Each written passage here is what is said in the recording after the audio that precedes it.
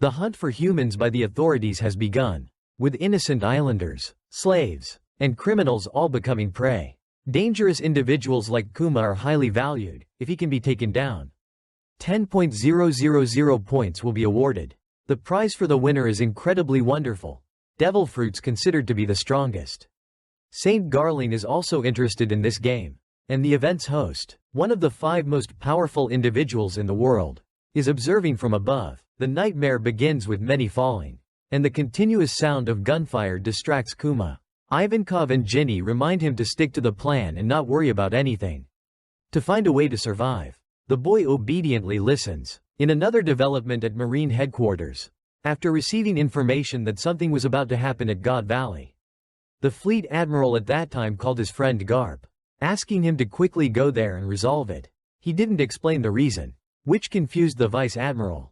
Initially, Garp intended to refuse, but seeing how much he was begged, he reconsidered. Additionally, there was other important information. Roger was also participating in this event. Hearing that his sworn enemy had arrived, Garp immediately jumped up and set sail. At the same time, the notorious Rocks pirates had also begun heading towards God Valley, and other crews in the New World, seeing this, followed suit, thinking it was a major event in the pirate world. Returning to Kuma's current situation, many people have been killed in front of him. Because of his large body, the boy also became a target. Nearing the sea, Ivankov showed everyone the cruelty of the authorities. Outside the coast, a large number of marine ships were surrounding them, making it certain that no one could leave safely. And this entire island would be erased from history for going against the will of the celestial dragons. This game had only one outcome from the start. Prey like them would surely be killed within 3 weeks. It's unbelievable that everyone here is living in hell. Some still mistakenly believe that if they can survive the allotted time, they will be spared. Ivankov stated that no one had ever survived in previous competitions. The fact that those people gave them hope of survival was just for entertainment. They wanted people like them to try to escape so the hunt would become more interesting. Therefore, no one should dream of surviving in this death game. If they want to escape this situation, they must fight against the authorities. As of now, Saint Garling has earned over 100,000 points, and he is targeting high-value prey. Fortunately, Kuma's group is not among them, and thanks to a fishman in the team, they were able to remove their handcuffs. Ivankov praised his friend's talent, making him overjoyed as he had never been praised like that before. Ginny is trying to contact the outside world. She has leaked information to the pirates, but there has been no action yet. With her talent, Ginny plays an important role in the escape. She is trying to manipulate information, using the reward of super rare devil fruits to lure pirates, among which there is one that allows the user to transform into a mythical azure dragon, and the other allows one to teleport to a distant island, if they get it. Slaves like them will be able to escape safely. The reward is in the central area, which means they will have to risk going back there to find it. Ginny is a professional thief, eavesdropper, and information broadcaster, asserting that pirates will soon come here and cause chaos. 2 weeks prior, she had already leaked the information outside. By taking advantage of the battle between the celestial dragons and the pirates, they will take the treasure and escape. However, to execute the plan perfectly, someone needs to distract the celestial dragons, which also means someone will have to sacrifice themselves so that others can continue to live. Hearing this, Kuma didn't hesitate to raise his hand. He said he had a strong body, so he would probably last longer than everyone else. And he didn't want to see anyone fall again, so he would try his best. Ivankov and Ginny were touched and promised they would definitely not let him die, and they would all leave this living hell together. Outside on the beach, the wind began to blow strongly. A few Navy ships had been shot down by the powerful Rocks pirates. And not only them, but many other notorious pirate crews were also arriving. The battle at sea thus erupted, but the pirates clearly showed their overwhelming power. Rocks also ordered his crew to land on the island and steal the treasure. Formidable and powerful figures stepped out one after another. The first pair was Whitebeard and Stussy, with Queen Gloriosa standing beside them. Along with them were Big Mom and Kaido. Golden Lion Shiki demanded that whoever stole the treasure would own it. John was also very interested in the treasures on the island. All of them were recognized legends in the pirate world. Whitebeard feared that Rocks would forget the purpose of coming here, so he asked everyone to check the treasure first. Golden Lion Shiki was not very pleased because he always spoke like a leader. Kaido wanted to fight Roger but was advised against it by Big Mom.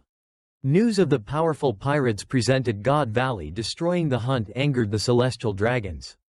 The navy was being attacked from all directions without being able to retaliate. For some reason, news of this island had spread. And at this moment, Roger's pirate crew had also arrived to join the fun. This would be the fiercest battle to date, with powerful crew members arriving one after another. From above, Saint Garling saw the chaos and immediately ordered his soldiers to retreat to protect the celestial dragons. He and 2 other holy knights would confront the other pirates. The explosion of the 2 pirate crews turned the entire island into a sea of fire. Ivankov urged Kuma to quickly get the reward before one of them stole it. Outside at sea, good news had arrived for the navy as reinforcements had arrived. The person who came was Garp and his brothers. Their only target was Roger's pirate crew. Inside, the 2 children had successfully taken the rare devil fruits. Finding a warehouse, they were about to eat them when Big Mom suddenly rushed over. Ivankov held the legendary devil fruit in his hand, but before he could do anything, it was stolen. Kuma saw this situation and was scared. Urged by his friend to run away, Ivankov risked his life to hold them off so that everyone would have a chance to live. The boy was told to eat it and survive. Even if it was just one of them, it was more than enough.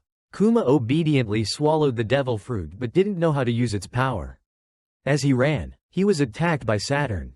He had noticed Kuma because he possessed Buccaneer blood. He declared that Kuma's fate was to be a slave and die.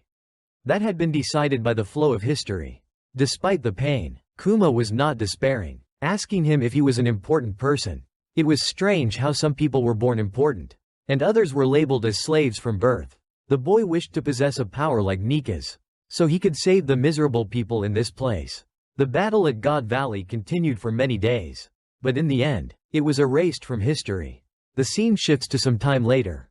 Somehow Kuma's group escaped the deadly island. The story of hero Garp was being widely discussed, but no one knew about the escaped slaves like them. In the end, this trio still couldn't know what happened to the battle on the island. In all that chaos, Kuma, with his devil fruit power, saved over 500 lives. The other 2 brothers were extremely proud of that. Everyone thanked the boy with tears of happiness. And Kuma's hands were considered the hands of liberation. These words reminded the boy of his father's advice: survive and endure. And one day the warrior of liberation will come. Having achieved the freedom he longed for, Ivankov had to bid farewell to his 2 younger siblings to set sail on his own. And they would never forget what had happened. As for Ginny, she chose to stay with Kuma to think about what to do with her life. She was 4 years older than Kuma, so she acted like an older sister, wanting to raise Kuma properly. However, because her body was too small, she couldn't do heavy work. So her younger brother had to help her by collecting firewood for Ginny.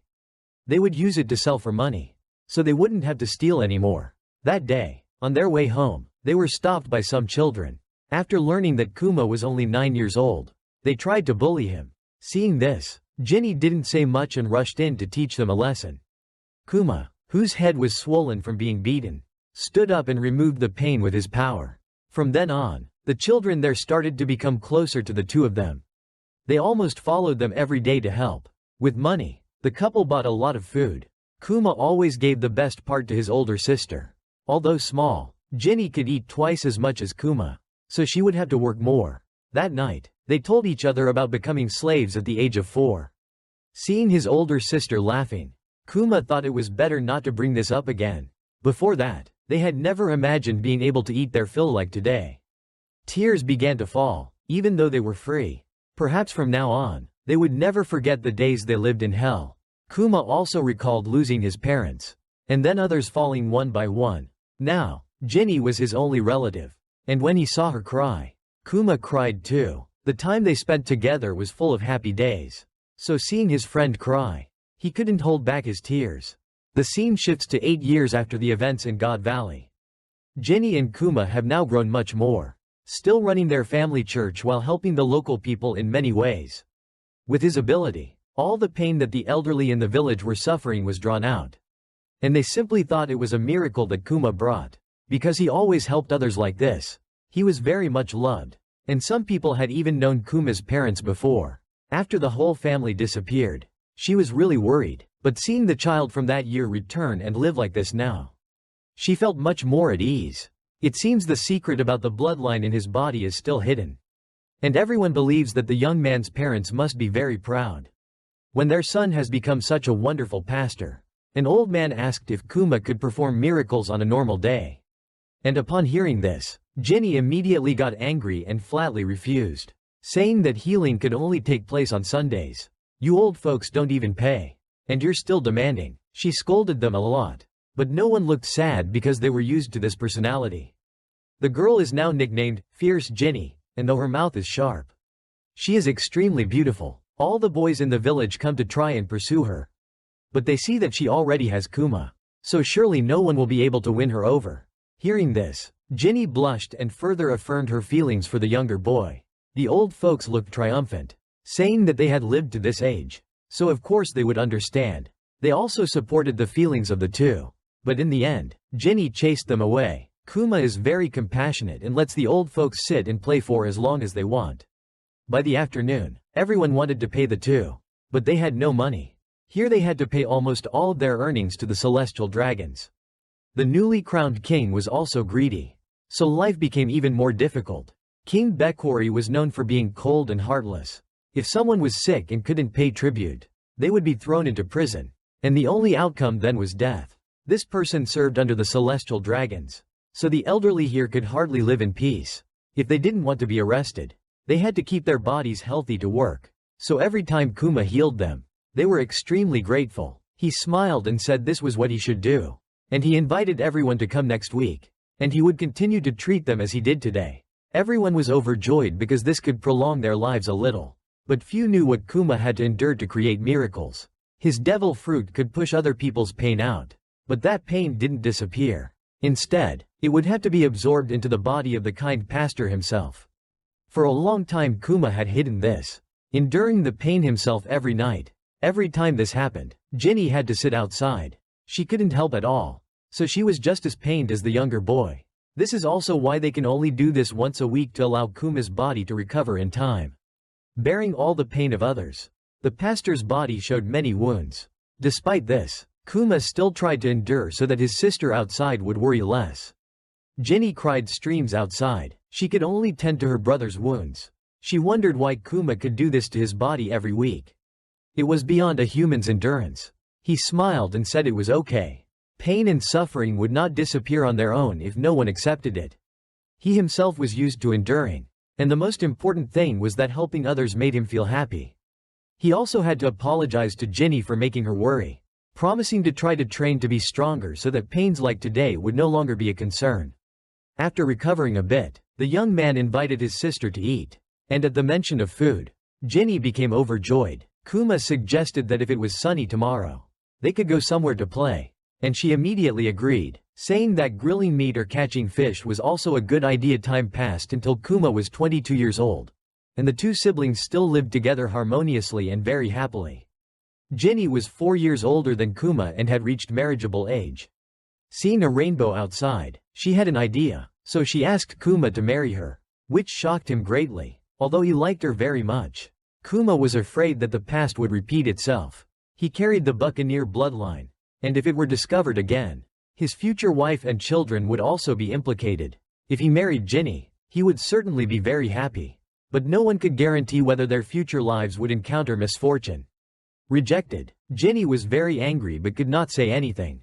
Today's newspaper reported on the Revolutionary Army, led by Dragon, whom Kuma greatly admired. He had instigated protests in many countries to help civilians, and Kuma was sure that he was a true hero.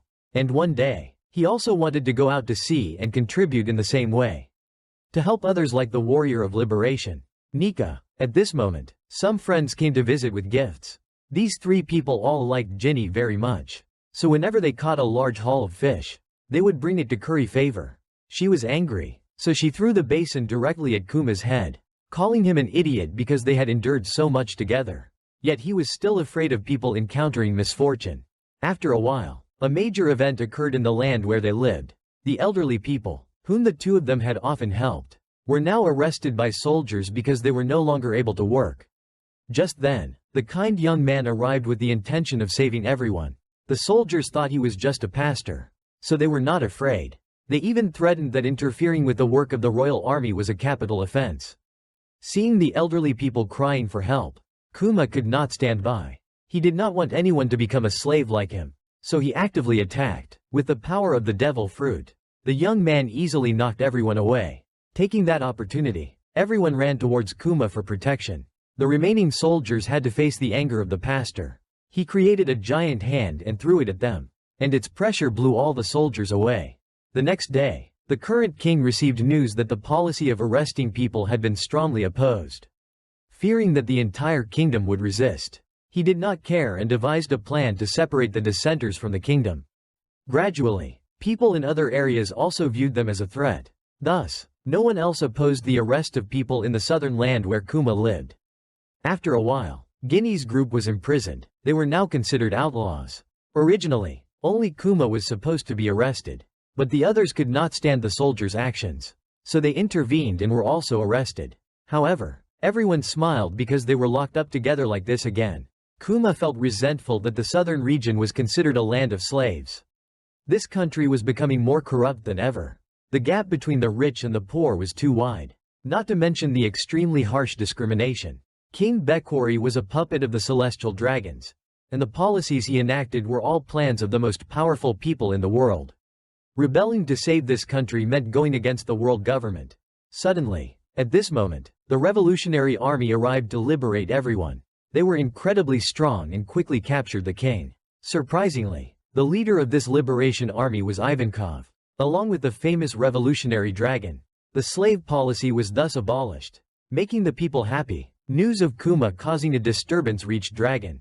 His friend was sure that everyone would love Kuma when they saw him. Meeting his brother again after so many years, Ginny was overjoyed and also shocked when the person accompanying him was the famous hero. Both immediately invited him to join the Revolutionary Army. To change this world together in the way they were already doing, the owner of the liberating hands naturally agreed, followed by Ginny and other friends. In the following period, they split up into different countries, where people were oppressed by the government. To liberate everyone, the era of pirates also began from that moment. Like a great fire in response to the tragedy at Ohara, the Revolutionary Army, led by 3 extremely powerful individuals, created a notorious organization worldwide. Today, the commander discussed the current lack of funds for the Revolutionary Army to purchase weapons, as mercenaries.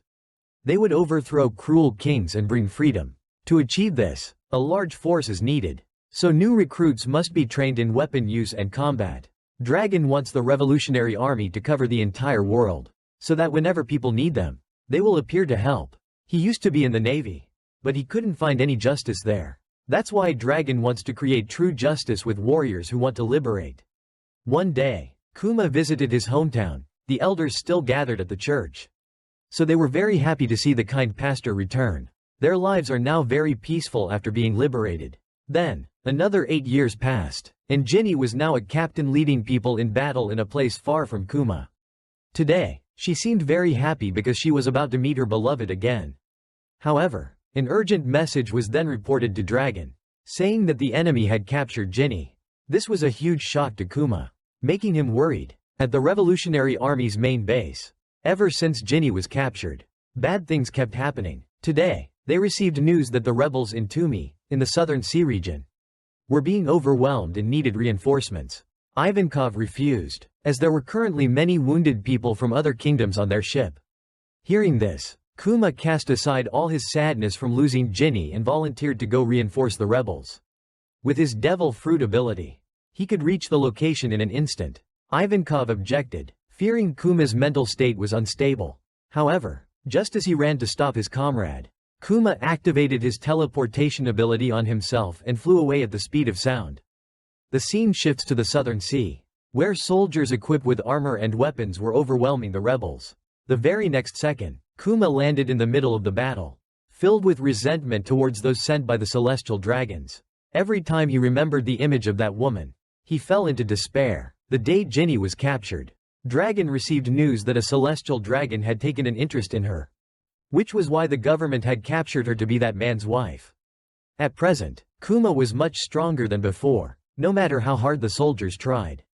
They couldn't do anything to him. The young man activated his devil fruit ability, unleashing his ultimate move, Ursa Shock, blowing away all enemies. But the anger in his heart remained. Saving that woman from the celestial dragon was impossible. But at least Kuma had freed the people there from the brutal rule of the king. After 3 years of non-stop fighting, the revolutionary army immediately became heroes in their eyes, and the flag of liberation flew high. But no one could understand the pain Kuma was enduring. After resolving the situation, the young man called Dragon, saying he was very tired and needed to rest for a while. The scene shifts to 2 years later, from the time Ginny was captured and became the celestial dragon's wife. Today, for some unknown reason, she managed to escape and brought a child with her. This was the child Ginny had with that celestial dragon.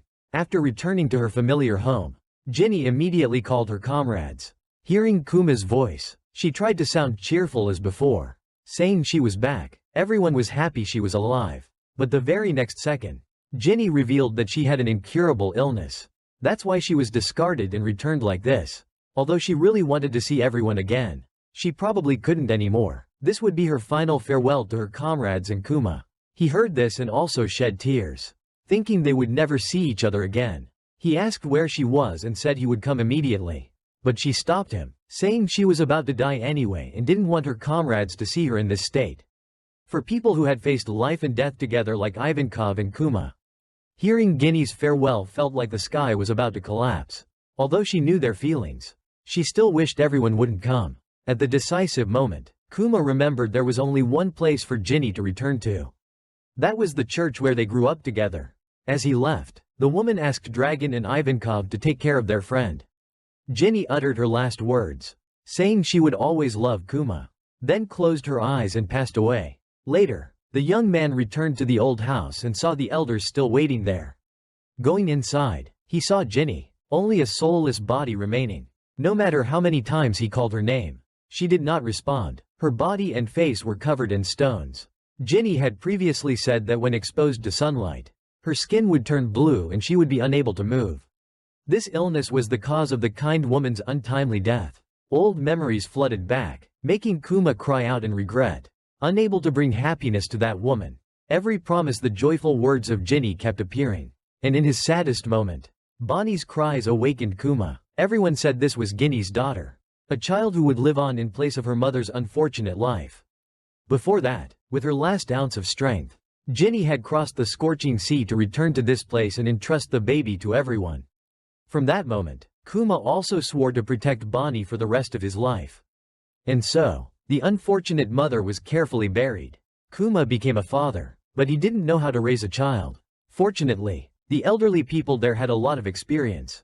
Every day they came to teach the big father how to feed Bonnie milk. Everyone was even afraid that Kuma's giant body would crush his daughter.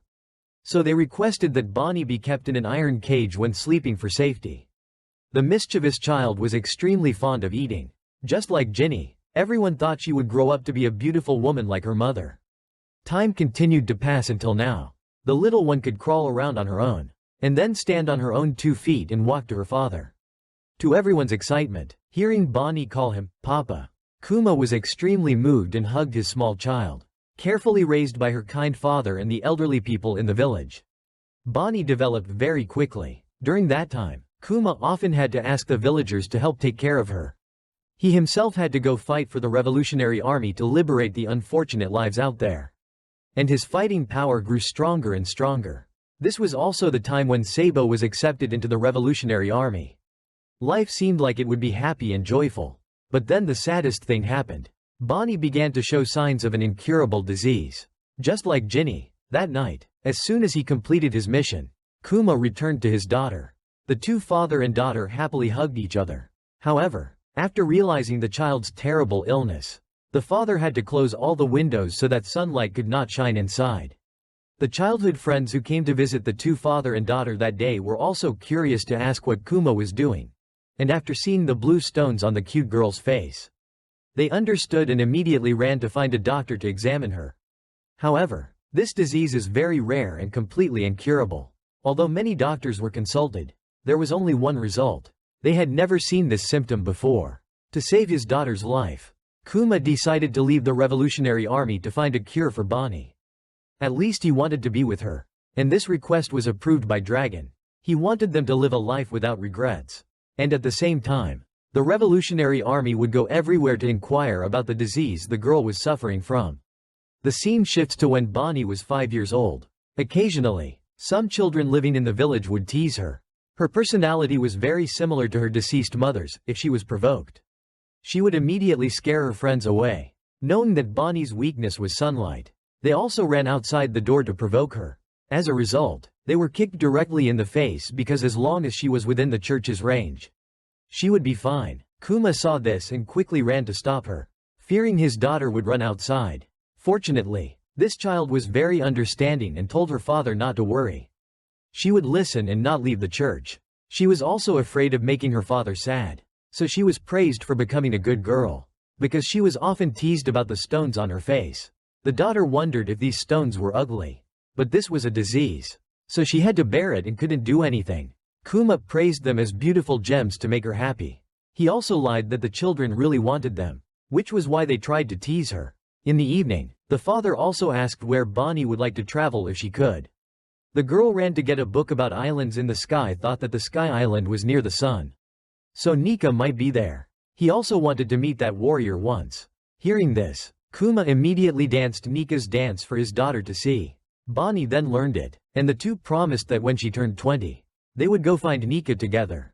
At night, after the child fell asleep, Kuma talked to a good doctor. He knew about that disease and called it sapphire scale disease. When exposed to sunlight, moonlight, or other natural light, the stones on the body would spread. Even if completely avoiding light exposure, it would still develop. Their conversation accidentally woke Bonnie. The doctor was also helpless and had no way to cure it. He also told Kuma directly to prepare himself, that his daughter only had 5 more years to live. As soon as she reached her 10th birthday, the disease would take her life. Hearing this, Kuma sadly turned back, not knowing what to do. Bonnie mischievously ran out to scare him, saying she had heard it. Fortunately, his daughter only heard someone talking about her 10th birthday. She asked her father what happened, and Kuma had to lie, saying that the doctor said she would be cured by the age of 10. He cried because the time was too long, wanting Bonnie to get well quickly so the two could travel everywhere. Hearing this, the girl was extremely excited because then she could travel with her father. Another year passed, and that night, nightmares returned to the Sorbet Kingdom. The elders in the village rushed to ask Kuma for help. They said that King Bekori was doing something similar to 16 years ago. He wanted to burn innocent people alive here. Hearing this, Kuma was extremely indignant. To save those trapped in the fire, Kuma didn't hesitate to rush in and search. Although he managed to get everyone out safely, their homes were completely burned down, and everyone expressed their anger towards King Bekori. Witnessing the children who had lost their loved ones, the pastor couldn't bear it any longer and rushed into the fire to search, despite everyone trying to stop him. On the other side, the king was very pleased to have eliminated the southern region. He had followed orders from powerful individuals, treating the lives of the people there as mere grass. He believed that for the country to become beautiful, sometimes sacrifice was necessary. At this moment, soldiers ran in to report that an angry mob was protesting in front of the castle. These were people living in the southern region and neighboring areas. They called King Bekori a murderer and demanded that he send people to put out the fire immediately. The king immediately ordered his soldiers to shoot down a few people as an example, declaring that anyone who dared to defy the king's decree would be executed. Kuma, standing behind, witnessed the entire event. He immediately rushed into attack, even as the soldiers fired their guns. Meanwhile, at the church, Bonnie was still waiting for her father to return. Seeing so many injured people, the little girl was extremely worried. At the castle, Kuma had defeated all the soldiers. Seeing this, the king was extremely frightened and wanted to bribe him with money. He even promised to give Kuma the entire area he had just burned, saying that he had cleaned up the trash and there was nothing to worry about anymore. This statement ignited the anger in the kind pastor's heart, remembering the distraught faces of the children who had lost their loved ones due to the fire. Kuma clenched both hands, wanting to end the person in front of him immediately. Taking advantage of his distraction, Bekori used a nearby gun to shoot him repeatedly. However, Kuma's super hard body was unharmed, and the pastor slowly approached. The king still tried to intimidate him, saying that if he touched him, the world government would not leave him alone. In his anger, Kuma activated his devil fruit power. He directly collapsed the castle with a single blow. This event was later called the Solitary Revolution in the Sorbet Kingdom.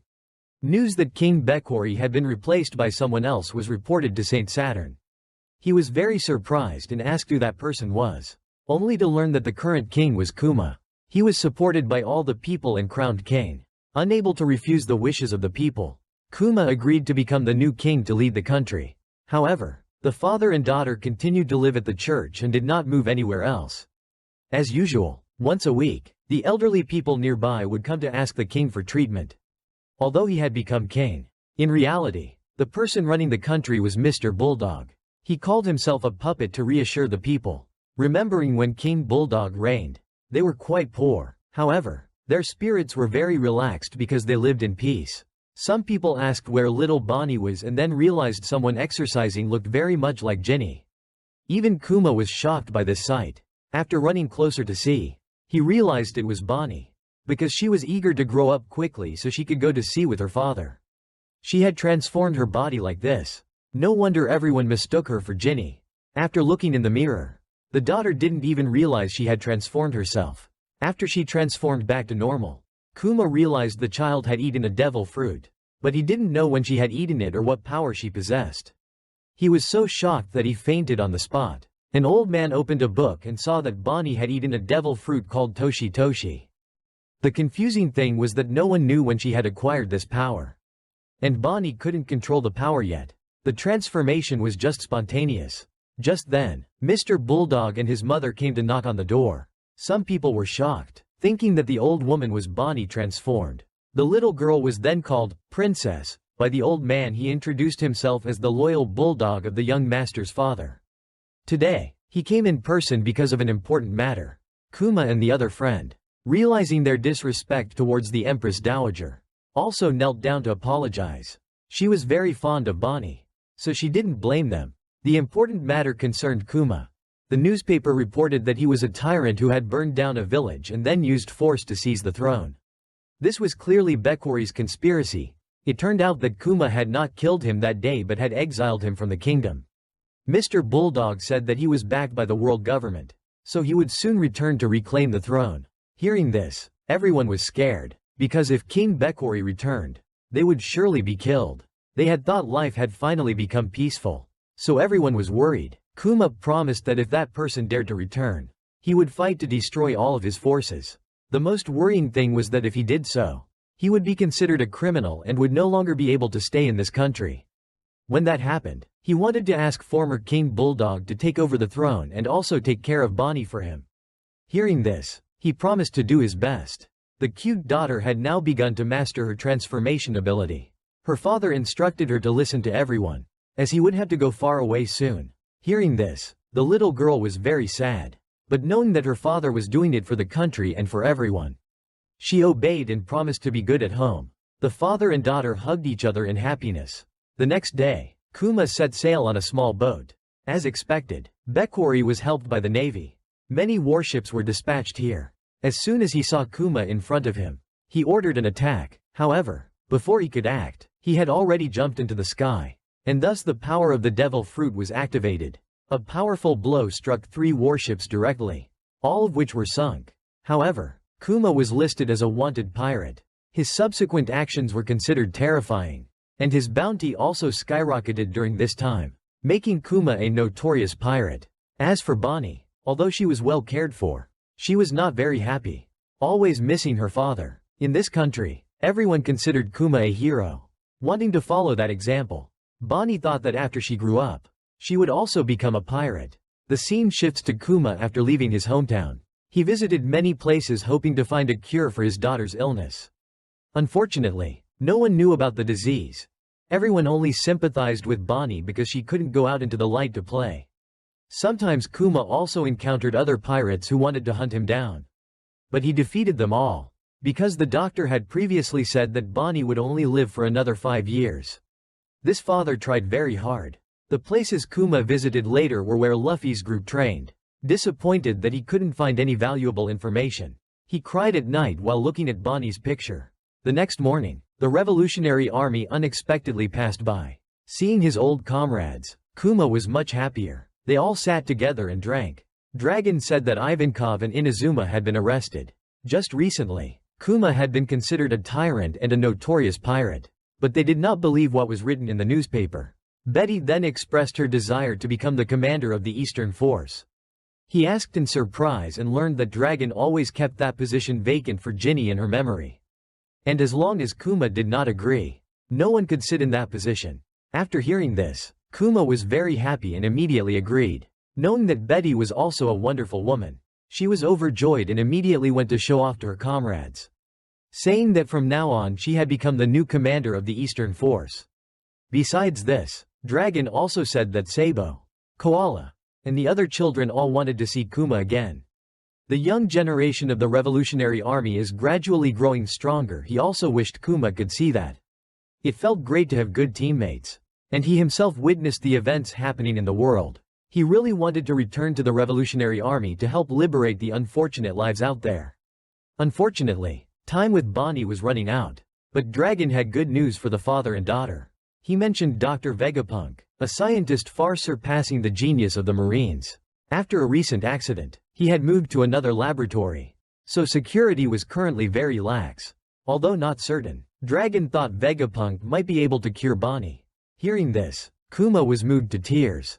Finally seeing some progress, Dragon added that the doctor was eccentric but pursued his passion intensely and was very trustworthy. Immediately after, Kuma bid farewell to his old comrade, also thanking Dragon because he had almost given up. And if Bonnie could be cured this time, he would rejoin the Revolutionary Army to fight alongside everyone. Dragon smiled and said, "Let the wind decide our fate, my friend." A few days after returning home, Kuma saw his daughter defeat a soldier. It turned out this was how she trained while her father was away. Knowing she would set sail this time, Bonnie was overjoyed. Crossing the frozen land, they arrived at Laboratory 8, where Dr. Vegapunk was. Upon seeing Kuma's large body, he was very shocked. Immediately, the doctor proposed to study his body. Bonnie's first impression of the old man was his overly long head. After learning the girl was sick, Vegapunk also examined her, realizing it was sapphire scale disease. He affirmed he could completely cure it. Hearing this, the father and daughter jumped for joy. To cure the girl, technology not yet applied in medicine would have to be used. However, a large sum of money would be needed for a complete cure. A preliminary examination of Kuma also shocked him, as he learned Kuma was a buccaneer. Since he was working for the government, they were no different from enemies. Fortunately, the doctor did not pay attention to this issue. They discussed the plan to create countless clones of Kuma to form an army of robots. He would have to donate blood for research purposes. In return, he would not have to pay the huge amount for Bonnie's treatment. Although he knew his clones would later fight for the Marines, Kuma still agreed. He felt Dr. Vegapunk was a good person, so it should be fine. Their agreement was also established. A few days later, a Navy ship was sent to Laboratory 8, and Kizaru was the one who appeared.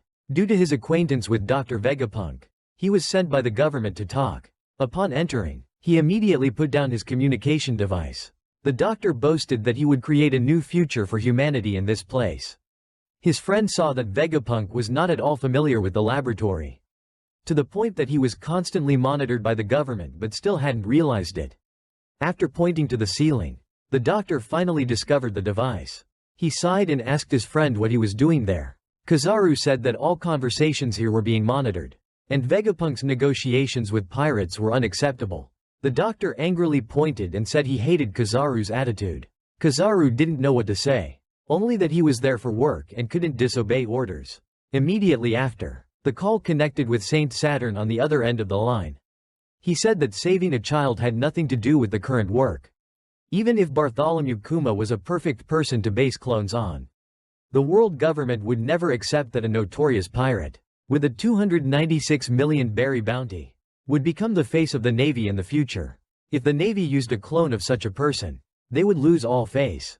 The doctor, hearing this, thought that science didn't need to care about face at all. If the cloning project succeeded, they would save countless lives. Saturn admitted that if it succeeded, the government would gain immense power. So he wanted to propose 3 additional conditions for Kuma before agreeing to treat Bonnie. First, Bartholomew Kuma would have to become one of the Shichibukai, meaning he would have to serve the government from now on. The reason was that recently, a rookie pirate named Ace had defeated a Shichibukai, so they needed someone to replace him. The pirate era had begun to stir, and Kuma was the perfect candidate. As for the second condition, he would have to become a weapon for the navy, meaning Kuma's body would be modified to become a machine. Because as a Shichibukai, with Kuma's special great power, he would become a great threat to pirates. This would greatly help the navy, and Kizaru also supported it. But Dr. Vegapunk could not accept it. Saturn then continued, saying that since Kuma was a former member of the Revolutionary Army, he didn't want him to use his power against the world government. Therefore, the third condition was to give up all his mind and freedom. Hearing this, the old man immediately reacted strongly, because that would be no different from a death sentence waiting for Kuma. He asked Saturn if the other Shichibukai were not obeying him, that he had to go to this extent. A robot without will is just an empty shell. And he himself didn't want to become a murderer at all. The other party didn't give Vegapunk a choice. They called him the Navy's scientist. The three conditions above were the price to save the life of a criminal's daughter. If they didn't accept, the government had no obligation to spend a huge amount of money to operate on an unknown child.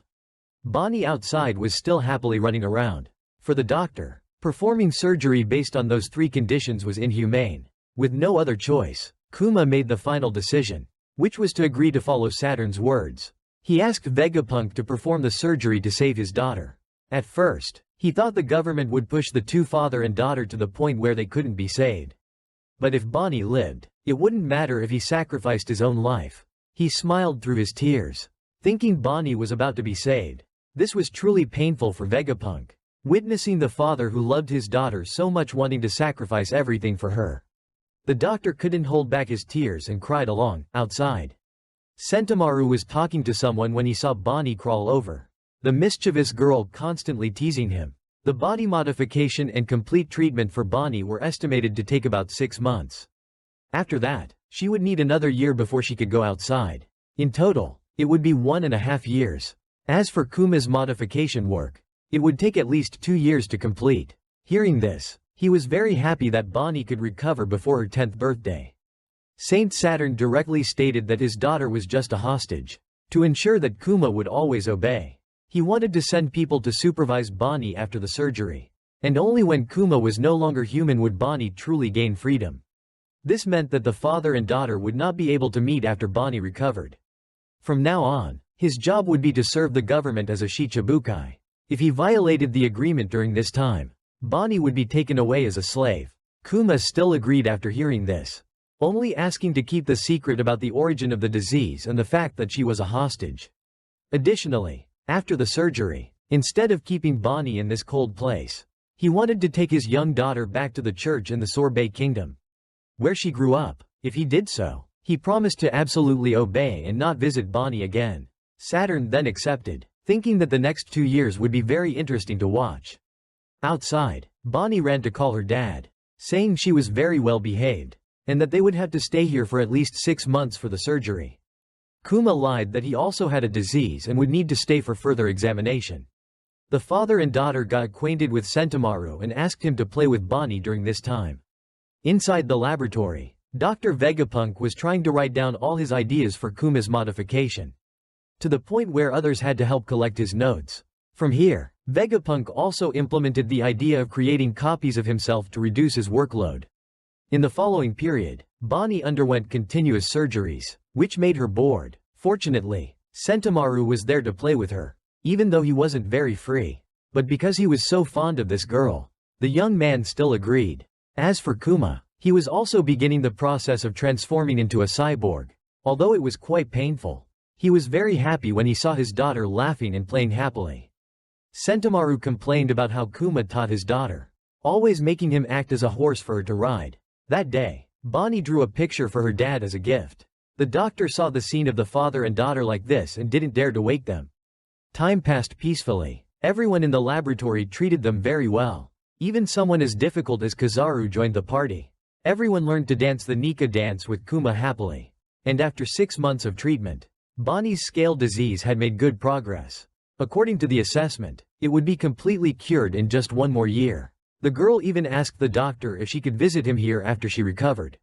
Immediately after, the father and daughter returned to the church as planned. The old folks were overjoyed when they saw their granddaughter return. Knowing that Kuma would have to leave again, they agreed to take care of Bonnie as usual. He said that he was a pirate and could not stay here for long. He wanted his daughter to write letters often to communicate, and promised that the next time he returned, the father and daughter would watch the sea together. At this time, Alpha, a government intelligence agent, was present. They would be the ones controlling Bonnie during this time. They even built a base right next to the church. No different from a prison. She crushed a stone to warn Kuma that if he dared to disobey, Bonnie would suffer a similar fate. The father and daughter had to say goodbye immediately after. He secretly wished that if his daughter fully recovered, they could meet one last time. Bonnie, completely unaware, happily said goodbye, not knowing that this was the last time the father and daughter would meet. Kuma left with tears, and in the following period, the news of the tyrant Bartholomew Kuma joining the Shichibukai spread everywhere. Shaking the pirate world, those like Doflamingo felt extremely interested after hearing this news. They thought another villain had appeared. Robin was also quite curious about this person, and when she asked Crocodile what he thought, he didn't care. As long as it didn't affect him, it was fine. Besides them, many others were interested in Kuma. Among them was Ace, who had previously defeated a Shichibukai. He felt happy for Jinbei, but Jinbei blamed him for defeating Hanafuda, which led to everything turning out this way. The pirate world had begun to change since then. Boa Hancock had also just read about this information, but she didn't care. Only Kuma's former comrades in the Revolutionary Army didn't understand what had happened. They didn't believe their friend would become an enemy in the near future. As for Kuma, he was leisurely sailing the seas at this time, occasionally writing letters to his daughter to let her know he was fine. The place Kuma arrived at today was the East Blue, where Luffy was playing with a tiger.